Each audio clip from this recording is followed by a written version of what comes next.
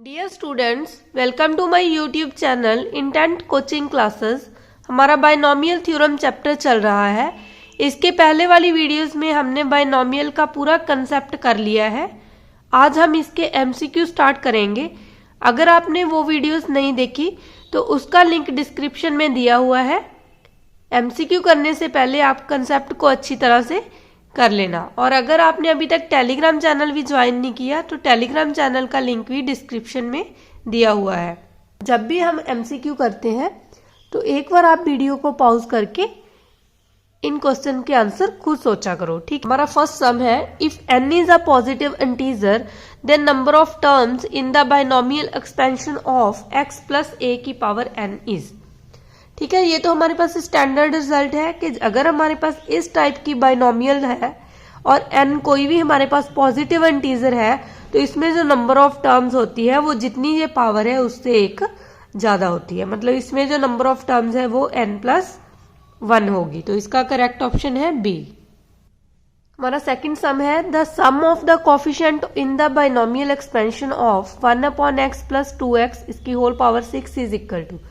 ठीक है, ये कंसेप्ट हमने पढ़ा है कि जब भी हमारे पास इस टाइप की बायनॉमियल एक्सपेंशन है तो हमने सम ऑफ कोफिशिएंट फाइंड आउट करना है, तो उसमें जो वेरिएबल है उसकी जगह पे 1 फिल कर देना है। ठीक है, यहाँ x की वैल्यू हम 1 फिल करेंगे तो यहाँ हमारे पास आ जाएगा 1/1 प्लस 2 इंटू 1। ठीक है, इसकी होल पावर 6 और ये हमारे पास बन जाएगा 3 की पावर 6। तो हमें पता है 3 की पावर 6 इज इक्वल टू होता है 729। तो इसका करेक्ट ऑप्शन आ जाएगा बी।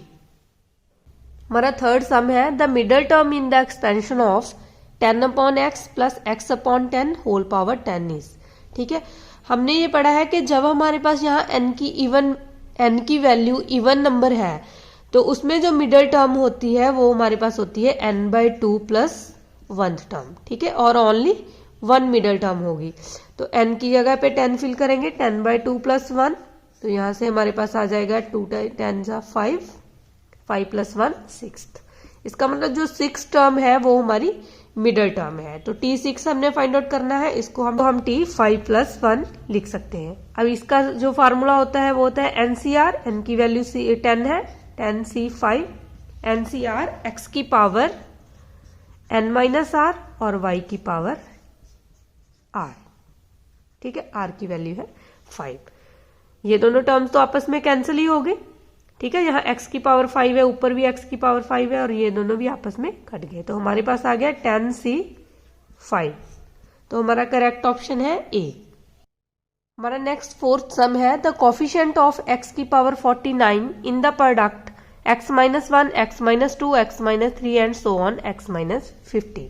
ठीक है, ये भी कंसेप्ट हमने पढ़ा था कि जब हमारे पास इस टाइप की एक्सपेंशन होगी और हमने फाइंड आउट करने हैं कोफिशिएंट और यहाँ n है तो यहाँ n-1 है, उस टर्म के कोफिशिएंट हमने फाइंड आउट करने हैं। तो हमारे पास एज इट इज रिजल्ट हम यूज करेंगे -n+1/2। ठीक है, ये फार्मूले की हेल्प से हम इसको सॉल्व करेंगे। -n की वैल्यू 50 है, 50 इंटू 50 प्लस 1 51 अपॉन में 2।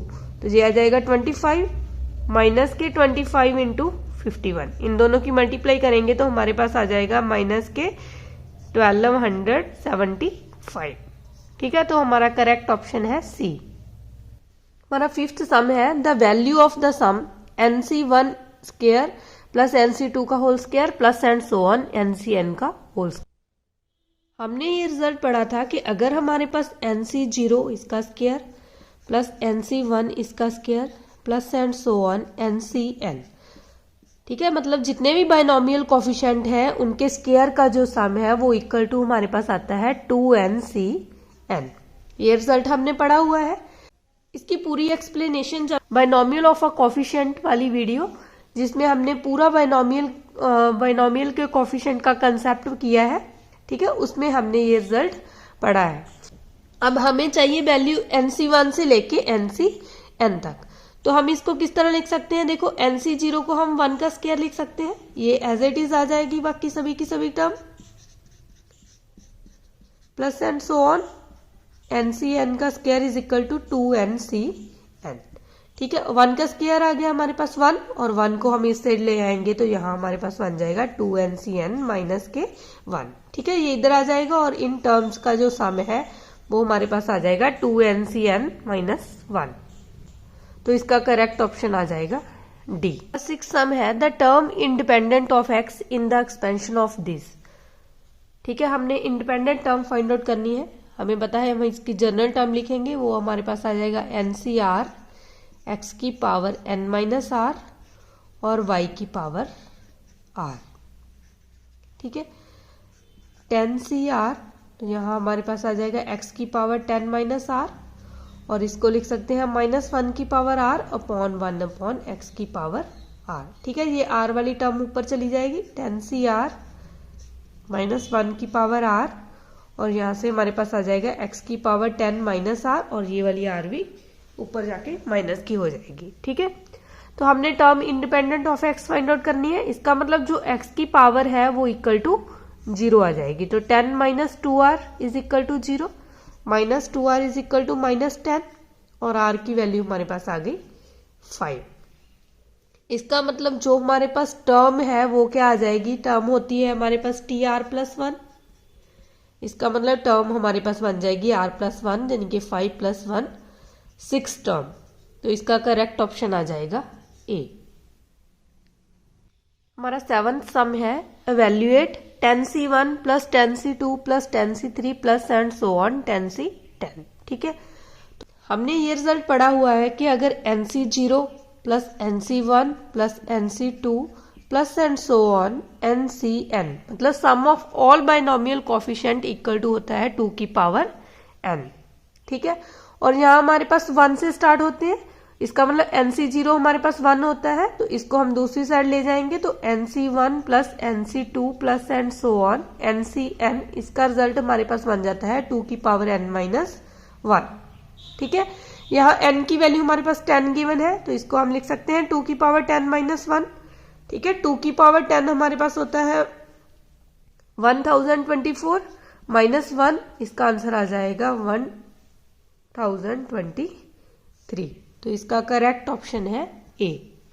हमारा नेक्स्ट सम है find the value of summation r is equal to 1 to n NCR 2 की पावर r। ठीक है, यहाँ हम r की वैल्यू फिल करेंगे, ये हमारे पास बन जाएगा NC1 2 की पावर 1, NC2 2 की पावर 2 प्लस NC3 2 की power 3 plus and so on NCn 2 की पावर n। ठीक है, अब देखो हमने ये रिजल्ट पढ़ा था कि अगर हमारे पास 1 + x की पावर n है, ठीक है, तो ये एक्सपेंशन हमारे पास क्या होती है, NC0 + NC1 × x + NC2 x² plus and so on NCn x की पावर n। ठीक है, अगर हम NC0 को इस तरफ ले जाएं 1 + x की पावर n माइनस NC0, तो यहाँ हमारे पास आ जाएगा NC1 × x plus NC2 × x² plus and so on NCn × x की पावर n। देखो इस एक्सपेंशन से अब अगर हम इसको कंपेयरिंग करेंगे तो हमें पता है कि यहाँ हमारी जो x की वैल्यू है वो 2 ली गई है। ठीक है, तो हम क्या करेंगे, अब यहाँ हमारे पास x की जगह पे 2 फिल करेंगे, तो यहाँ हमारे पास बन जाएगा 1 + 2 की पावर n माइनस NC0 की वैल्यू होती है 1, यहाँ हमारे पास आ जाएगा NC1। ठीक है, x की जगह पे 2 आ जाएगा, NC2 2 का square plus and so on NCn x 2 की पावर n।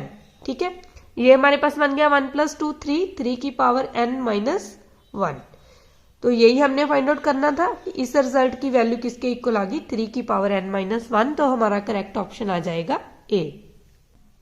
हमारा 9th सम है द कोफिशिएंट्स ऑफ x की पावर p एंड x की power q in the expansion of 1 + x की पावर p + q r। ठीक है, तो ये भी रिजल्ट हमने पढ़ा था कि जब भी हमने x की पावर r के कोफिशिएंट फाइंड आउट करने हैं और हमारे पास इस टाइप की एक्सपेंशन है, तो उसमें जो x की पावर r के वो कोफिशिएंट है वो हमारे पास आ जाते हैं NC r के इक्वल। ठीक है, तो इसको हम लिख सकते हो, यहाँ n की वैल्यू हमारे पास है p + q और r की वैल्यू हमारे पास है p। अगर हम x की पावर p के कोफिशिएंट फाइंड आउट करें और अगर हम x की पावर q के कोफिशिएंट फाइंड आउट करें तो वो हमारे पास आ जाएगा p plus Q C Q. ठीक है, तो इसका कॉम्बिनेशन हम इस तरह खोल सकते हैं p प्लस क्यू का फैक्टोरियल अपॉन में p का फैक्टोरियल, और यहाँ आ जाएगा p plus Q minus p मतलब q का फैक्टोरियल। ठीक है, इसको हम लिख सकते हैं p प्लस क्यू का फैक्टोरियल अपॉन में q का फैक्टोरियल, और p प्लस क्यू में से q को माइनस करेंगे तो यहाँ हमारे पास आ जाएगा p का फैक्टोरियल। ठीक है, तो ये दोनों वैल्यूज आपस में इक्वल है। इसका मतलब जो x की पावर p और x की पावर q के जो कॉफिशिएंट है इस एक्सपेंशन में वो आपस में इक्वल है। तो इसका करेक्ट ऑप्शन आ जाएगा ए। हमारा 10th सम है, if the coefficient of x की पावर 7 एंड x की power 8 in the expansion are equal then n is equal to. हम x की पावर 7 के कॉफिशिएंट लिखेंगे, कोफिशिएंट ऑफ x की power 7 in this expansion 2 plus X upon 3 की power n। ठीक है, यहाँ से हमारे पास आ जाएगा NC7 2 की पावर n माइनस 7 और 1/3 की पावर 7। ठीक है, और सेम हम कोफिशिएंट फाइंड आउट करेंगे x की पावर 8 के इस एक्सपेंशन में से, वो हमारे पास आ जाएगा NC8 2 की पावर n माइनस 8 और 1/3 की पावर 8। ठीक है, हमें कहा है कि इन दोनों टर्म्स के कोफिशिएंट इक्वल है, इन दोनों को इक्वल रखेंगे हम, तो यहाँ से हमारे पास आ जाएगा NC7 2 की पावर n माइनस 7 1/3 की power 7 is equal to NC8 2 की पावर n माइनस 8 और 1/3 की पावर 8।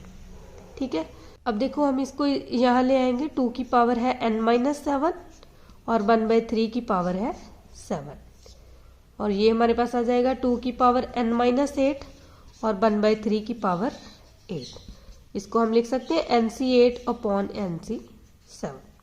ठीक है, ये 2 ऊपर चला जाएगा तो यहाँ से हमारे पास बन जाएगा 2 की power n minus 7 minus n minus minus plus के 8, और 1/3 की पावर इसको नीचे ले आएंगे तो 1/3 यहाँ पावर 1 बच जाएगी, यहाँ हमारे पास आ जाएगा 1/3। n से n कैंसिल हो गया तो 2 की पावर 1 2 अपॉन 1/3 मतलब वो हमारे पास हो गया 6। इसका मतलब NC8 अपॉन NC7 हमारे पास आ गया 6 के इक्वल, n का फैक्टोरियल अपॉन 8 का फैक्टोरियल इंटू n माइनस 8 का फैक्टोरियल, अपॉन में आ जाएगा n का फैक्टोरियल 7 का फैक्टोरियल और n माइनस 7 का फैक्टोरियल। ठीक है,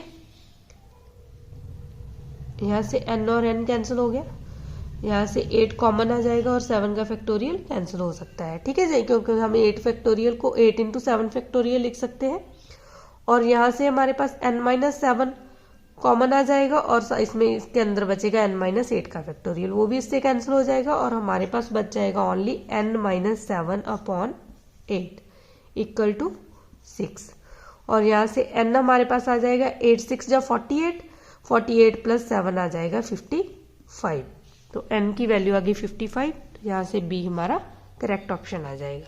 हमारा 11th सम है, the number of terms in the expansion of 1 plus 3x plus 3x square plus x cube whole power 6 is.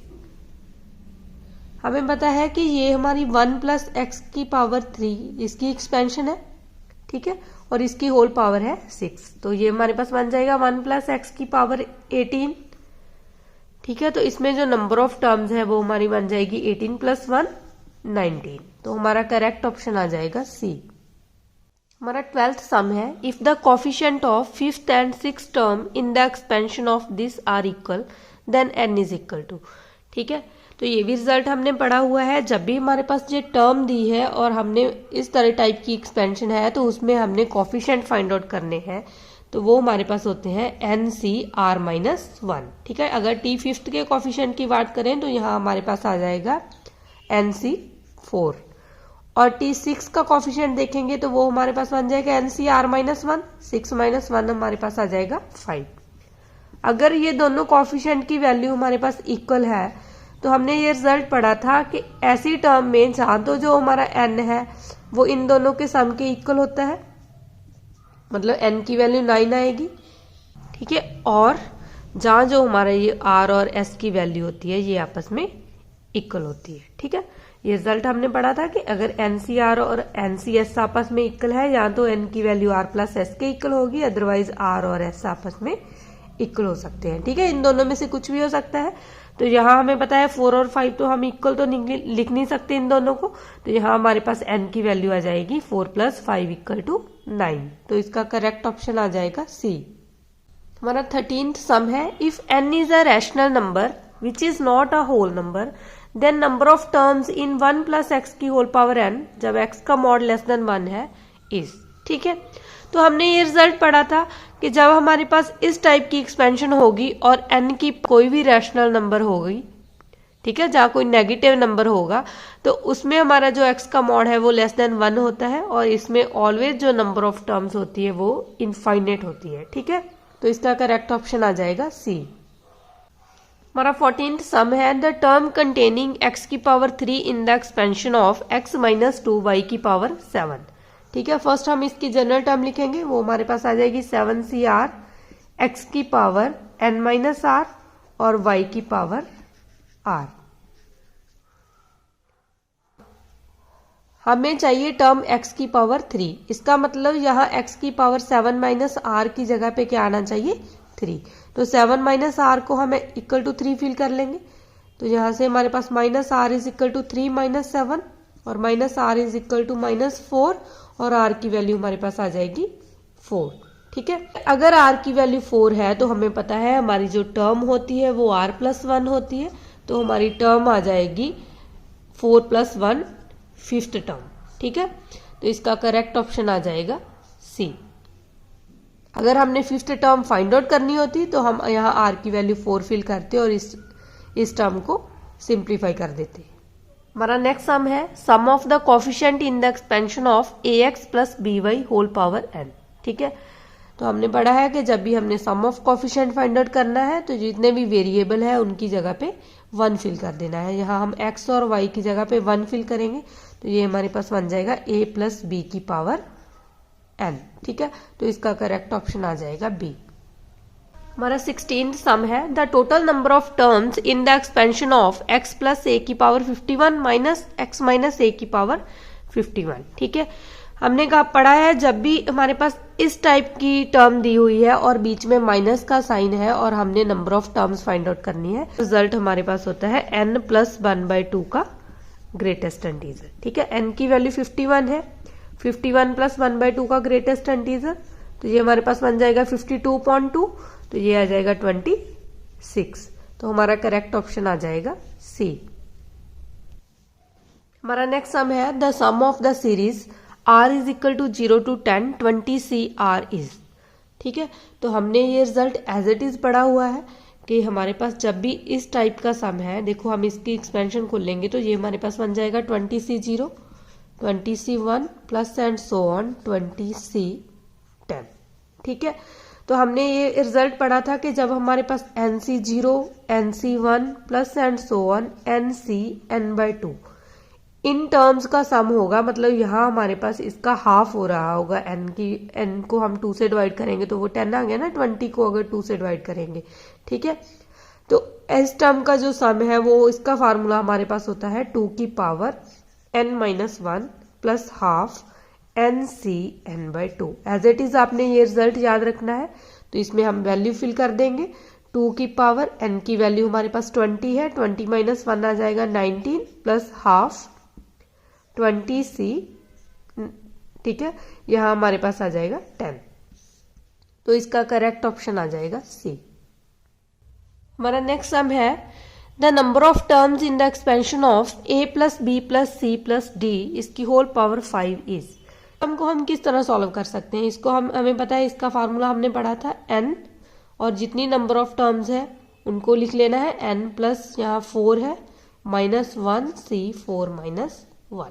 ठीक है, तो ये हमारे पास बन जाएगा 5 + 4 9, 9 में से 1 को सब्ट्रैक्ट करेंगे 8 8C3 8C3 हम इसका कॉम्बिनेशन ये खोल लेंगे तो ये हमारे पास बन जाएगा 8 × 7 × 6 अपॉन में 3 × 2 × 1। ठीक है, 3 2 जा 6 कैंसिल हो गया, 8 7 जा गया 56, तो इसका करेक्ट ऑप्शन है A। हमारा नेक्स्ट सम है, find number of terms 2x - 3y + 4z whole power n। ठीक है। यहाँ हमारे पास 3 डिफरेंट टर्म्स है, हमने ये रिजल्ट पढ़ा है, ठीक है। तो इसका फार्मूला होता है n, जितनी ये नंबर ऑफ टर्म्स है उनको प्लस कर लेना है और उसमें से 1 माइनस कर देना है, ठीक है। ये अपॉन में आ जाएगा 3 - 1, तो ये हमारे पास आ जाएगा n + 2c2, ठीक है। तो n + 2c2 को हम लिख सकते हैं n + 2 इंटू n + 1 अपॉन 2 × 1 2, ठीक है।